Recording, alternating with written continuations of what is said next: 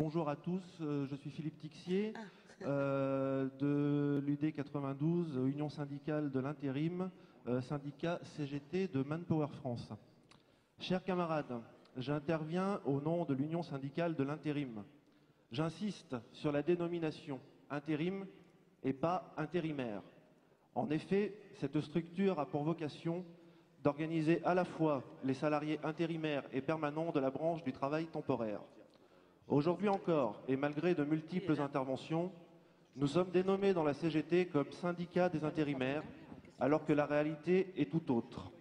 Il est temps de prendre acte du périmètre réel de notre structure, politiquement et structurellement, également dans les outils développés dans la CGT, dans la communication interne et externe également.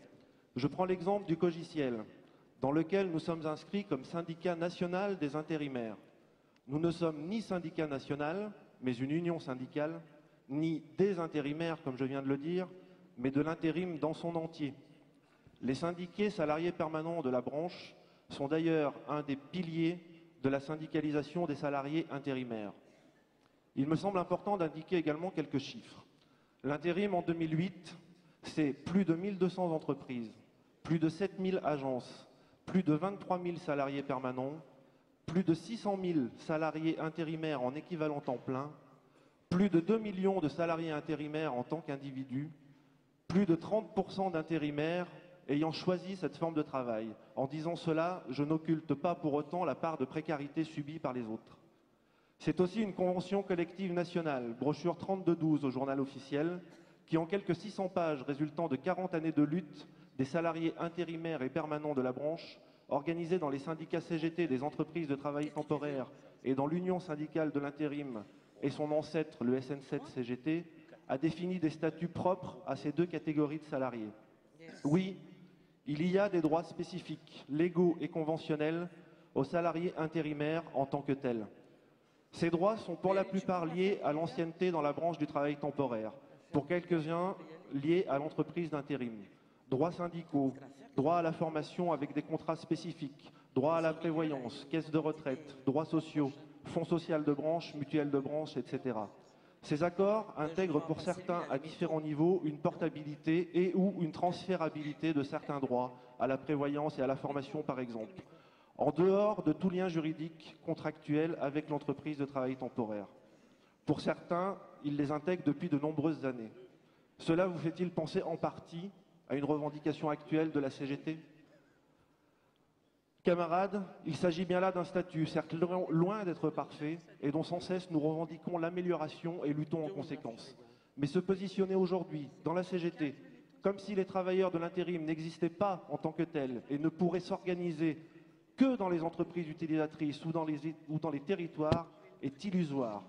Illusoire car cela revient à nier leurs droits acquis et leurs revendications spécifiques en tant que salariés de l'intérim. Il est d'ailleurs révélateur de constater que le patronat de la branche du travail temporaire, face aux droits gagnés, se positionne aujourd'hui en termes de professionnels de l'intérim et des métiers de l'emploi, obtient des pouvoirs publics l'attribution de marché Pôle emploi, des possibilités légales de placement, de recrutement, des possibilités de détachement de salariés dans la fonction publique et attend que les services à la personne lui soient dévolus. De plus, la mise en œuvre du portage salarial que les pouvoirs publics ont confié au patronat de la branche du travail temporaire est également un moyen de rompre le cadre juridique et conventionnel du contrat de travail temporaire, gagné de haute lutte par la CGT de l'intérim. Je termine simplement un paragraphe. Pour ces raisons et d'autres que je n'aurai pas le temps de développer ici, nous réfutons l'amalgame incessant qui est fait entre privé d'emploi, intérimaire, précaire dans toutes les déclinaisons, pour tenter de justifier qu'une structure propre à l'intérim serait inadaptée et non pertinente dans notre CGT. Je fais référence à l'article 362. L'Union syndicale de l'intérim, au contraire, démontre chaque jour sa pertinence et sa limité, juste en organisant les salariés de la branche, en obtenant des droits et en luttant, comme par exemple aux côtés des travailleurs sans papier intérimaires, qui sont plus de 2000 à être en grève dans la lutte en cours. Eux aussi ont des revendications qui sont spécifiques à leur statut d'intérimaire et luttent pour être régularisés en tant que tels.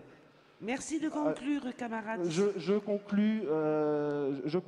Oui, nous affirmons aujourd'hui notre place dans la CGT et nous demandons que les outils soient adaptés en conséquence, que la connaissance réelle des syndiqués de la branche puisse s'opérer effectivement, qu'une volonté de la CGT dans son ensemble fasse qu'à terme, en pouvant syndiquer des dizaines de milliers d'intérimaires, des milliers de permanents, nous puissions obtenir pour tous un CDI dans l'entreprise de travail temporaire. Seule revendication crédible pour sortir réellement de l'insécurité et de la précarité les salariés intérimaires qui en sont victimes. Vive la CGT, vive le 49e Congrès, merci.